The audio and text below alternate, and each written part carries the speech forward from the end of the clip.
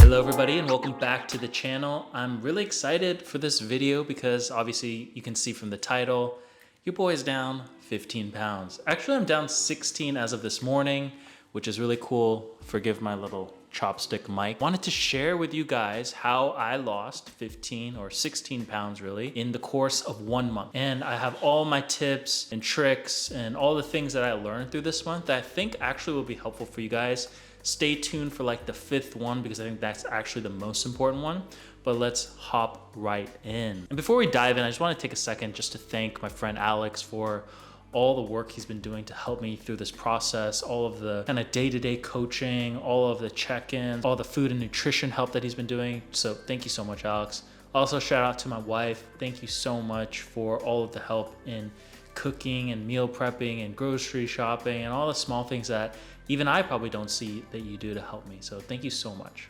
Let's move into the real nitty-gritty of it, won't we? So the first thing I did to lose 15 pounds in 1 month was I tracked everything I ate. And I know that that sounds so annoying and like a lot of work, but for me, it was absolutely the most important thing. So my macros, I'll maybe show a screenshot here of what I was eating, is that I was doing 200 grams of protein, 190 grams of carbs, and 50 grams of fat. I actually did have a dietitian along with my friend Alex, and she approved. You know, initially she was a little reluctant because calorically, it doesn't come out to that many calories. I mean, it's something like 2,100, just a little bit over that. And it doesn't seem like that much, but I think for me, it's really worked. I just don't think that there's another way, at least for me, to lose weight without tracking it. And you know, I am a believer in intuitive eating and all these things, but I think that only applies to a certain percentage of the population, unfortunately. It's for people that are more so like in that stage where they're just maintaining their weight,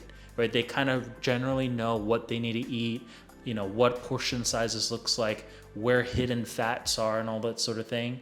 If you're that person, intuitive eating is probably for you. But for someone like me who's earlier in their weight loss journey, I don't think it just doesn't work. Like there's too much guessing. You don't really know what's happening. So that's the number one thing I did, was track my calories. And that's related to the number 2 thing, which is all about consistency and convenience. I think this will sound maybe like you've heard it so many times, but until you're actually in this place, like I don't think it clicks. And so for me, like consistency, I always thought was, if I feel like I'm eating better, if I feel like I'm moving more, if I feel like I'm exercising, I'm probably staying consistent. But the truth is, real consistency, I think, comes down to the numbers. And I know a lot of you will not like me saying that, but for me at least, that's what it came down to, is knowing what is my baseline. What can I eat that I won't lose weight and I won't gain weight? Until you know that, it's almost like guesswork, like I said in my first point about everything else. Like, and for me, guesswork is stressful. I hate not knowing why I'm not losing weight. Like that feeling of frustration and feeling like you're doing all the right things, you want to pull your hair out, nothing is working. That to me has happened because I'm really not being consistent, one, and I'm really not tracking for a long time. And number 3, the biggest thing, I don't know my baseline. In order to really adjust everything right, you need to know your baseline. So that's number 2, is consistency. And I guess 2A, convenience, is how do you stay consistent? You do things that are convenient for you, right? So for me, that meant I had to meal prep all my meals on Sunday, have them in their little containers, and then microwave them whenever I needed to eat. That was the biggest game changer. Cooking food at every meal is such a hassle. I'm lazy, I don't know about you. I really needed to make things as convenient as possible. So that's number 2. Number 3, this is something that I had really never done before, but is getting in more non-exercise movement. And I think the term is NEAT.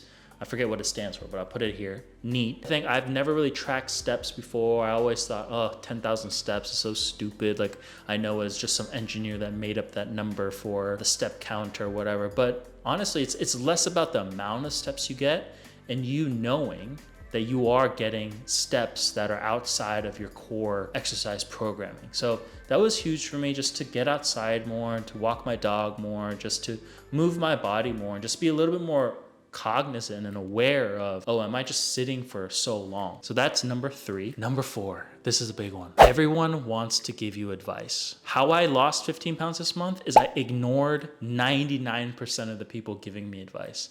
I think most people have good intentions, y'all. You know, like they see you on this journey, especially if you say it publicly. They want to help you out. They want to tell you what's worked for them. But the truth is, such a small amount of people have lost a significant amount of weight and kept it off for a long time.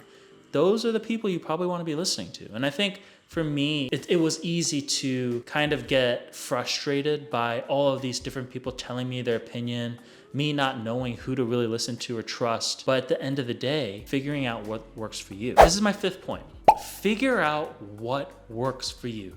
This is the most important part of my weight loss journey. And the reason I say this is because I think I've heard this, like, oh yeah, you need to figure out what works for you or whatever. But to really put that into action is a lot of work. It's so much work to know, okay, what exactly works for my body? I'm the only person in the world, in the universe, to ever have had this body.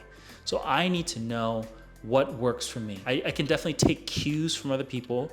I can take guidance and take on the programming of other people. But at the end of the day, I have to take ownership for my health, for my results, for my body, for my movement. And without that ownership, which is really what I mean by doing what works for you and figuring that out, without taking that ownership, I don't think the weight will come off, unfortunately. I think that's the biggest thing, is figure out what works for you. A great example of this for me was I saw on TikTok and YouTube and all these places that all these weight loss influencers are talking about this protein milk, these protein milks that are out there like Fairview. And for me, I wanted that to work, but it just didn't work for me. Why? I have apparently a very severe lactose allergy, and it just made me feel terrible. So even though I wanted it to work, it didn't work for me. I wouldn't have known that if it wasn't for the first point I made, which is staying consistent, right? The only way that I was able to realize that, oh shoot, these milk-based protein drinks are making me feel bad was because I was able to be consistent, take one thing out at a time, and then realize, oh my God,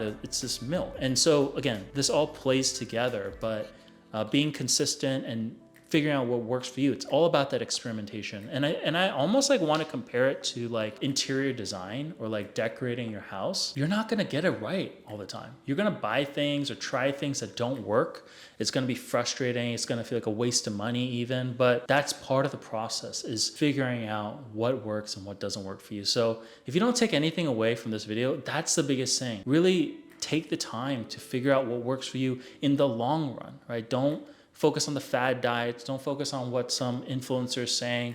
You need to think about it for you, because no one else can really. That's my biggest lesson I learned after, and what really helped me lose the weight. Number 6 was also kind of like surprising for me, which is I should not be eating late at night. Now, I really didn't ever think that the time you ate really impacted your weight loss or not, but for me, it actually made quite a big of a deal. And I think it's because I needed to give my body more time to digest. And the more time I gave it, the more weight loss I experienced, right? And so for me, typically, I try to eat my last meal around 5 or 6. The rest of the night, I'm just drinking water. Maybe I'll have like a Diet Coke or Coke Zero or something like that. Maybe I'll chew some gum, but that's typically what I've done, and I found that to be really actually helpful. When you eat your last meal is quite important. Number 7, I had to learn this the hard way, but eating this much protein will give you gas. I think a lot of people who have been doing this for a long time know this, but I didn't realize it until this week when I had to unfortunately go to the gym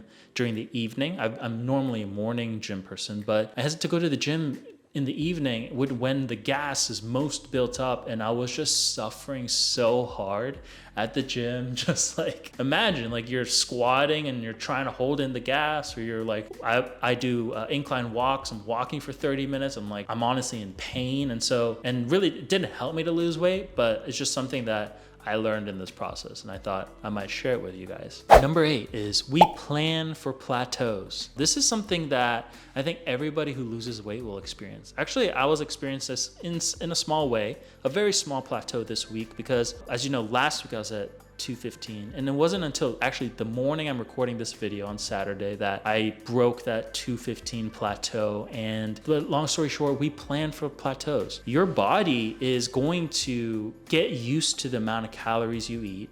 And as you lose weight, the amount of calories you need will go down. And so you will probably experience some sort of plateau where your weight loss kind of stops and pauses for a while. But we plan for it. We know what we can do.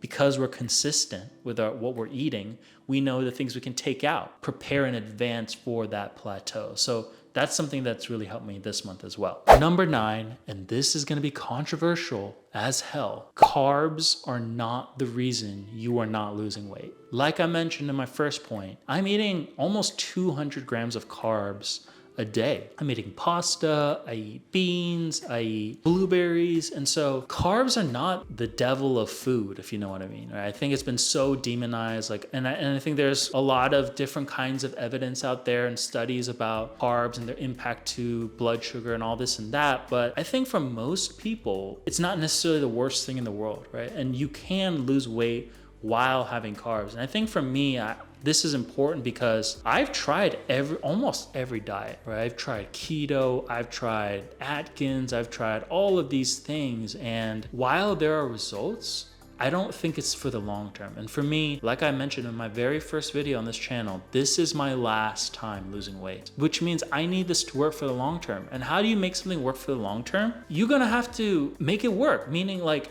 I'm not the type of person who's not gonna eat carbs for the rest of my life. That's just not me. I'm Asian, rice, noodles, all of those things are part of my culture. Am I just gonna not do that? No. So how do you make it work for you in the long term?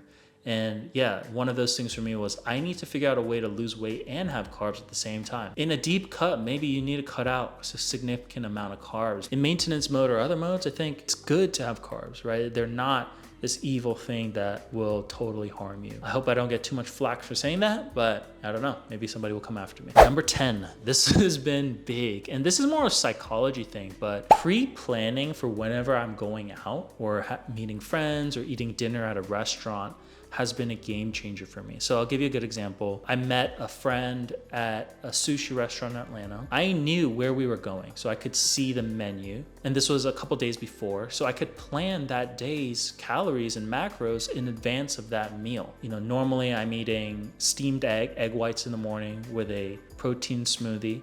Then I have like a turkey pasta for lunch, and then a turkey chili with some rice and some more egg whites. That's pretty much my whole day and another protein shake. On this day, however, because I knew I was gonna eat with my friend, I adjusted what I ate throughout the day so that I could have like 8 or 12 pieces of nigiri. And it was okay. I didn't gain all the weight back. It wasn't this crazy thing. Another example is my friend had a birthday party. He made ribs. People brought food, there was drinks, all this stuff. I knew that that day was coming, so I planned in advance. I didn't eat much of the meals I had planned that day. I had just 10 ounces of chicken and some broccoli and a couple protein shakes. And then I went to dinner at his house for his party and I had a couple ribs, a slice of briskets, a little bit of sides, and again, it was totally fine. And it's all about pre-planning. Maybe this is just me, but someone who absolutely loves food. I think for me, there's been this kind of like identity shift as somebody who still loves food, but it's not the most important kind of driver of experiences for me anymore. And so, or at least in the short term. So that's been a shift, but also I've kind of felt some embarrassment about being in these social settings and then having to do something different than what everyone else is doing. And I think that's just maybe social pressure, but yeah, I did feel a little embarrassed. Like I had to ask my friend, do you have a scale so I could kind of like measure what I'm eating? That might seem a little extreme to you guys, but those are the things that help me, right? But all this pre-planning really helps you stay consistent, but still enjoy life. And I think that's what this is all about. So that's number 9. Number 10 or 11, and this is not something that helped me, but something I'm learning is you can't really tell. Even after 16 pounds down, I don't think most people can tell, at least for someone where I started at 230 pounds, I'm at 214 now. I don't think people will really be able to tell until I'm in the 200s or even below. And so, like I said, this is a long-term game. I'm gonna make this work for us, but that could be discouraging to some of you, right? Especially if you've been trying so hard and no one's noticing. But I would say that's kind of just part of the process. I think it takes, like my coach told me, that people don't really notice you lost weight until you lose 20 pounds. So hopefully, that, I don't know if that's encouraging or not, but hopefully that helps. So this is everything I did in the last month to lose 15, 16 pounds. So hopefully you took something out of it. If you haven't already, please subscribe to the channel. I'll be making a lot more videos like this and vlogs and other types of content. And thank you so much for everyone who's been following along the journey so far. I'm so excited to continue making progress. I don't know if you guys know this, but my goal is to be under 200 pounds by April 27th, which is my 32nd birthday. Stay tuned. I think we're gonna make it. Can't wait to show you. We'll also be in Hawaii, so I'll be sharing that as well. Thank you guys. Love you. Thank you for the support. Peace.